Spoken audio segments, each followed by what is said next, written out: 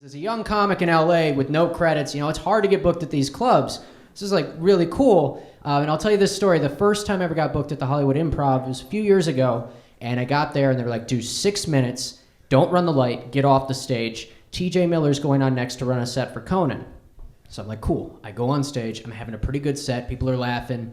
And I get the light, I do my closing joke, and in that moment where I'm waiting for the laughter to die down to say, thank you, that's my time, this woman who was right up front laying down on her boyfriend goes, well, your jokes are kind of funny, but why don't you tell us a story, because I'm bored.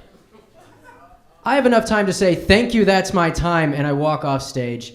So TJ goes up, he does his set, and he goes, okay guys, that's the set I'm going to do on Conan next week. Before I go, I just want to say to you, miss, I hate you. You're a terrible person. Do you have any idea how hard this is? And for you to say that stuff, you deserve to die, because this is a really hard thing.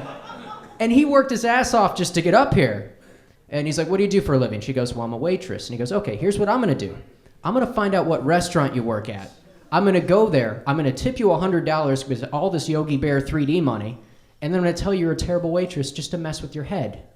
And he came back to me. I'll never forget this. He said, hey, man, she doesn't matter. Don't worry about that. Just keep working hard. Be good to people. Good things will happen. And then he went out front and got into a fist fight with her boyfriend, and the cops came.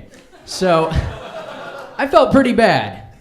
I get a call from my roommate 3 days later, and he worked at the Improv at the time, and he goes, dude, you're not going to believe who just called. This woman was on the phone crying, and she's like, I was there 3 nights ago. I was coming down from a mushroom trip. I said some really mean stuff to the comics. I wanted to call and apologize, especially to the lesbian comic you had on that night. So, dreams do come true.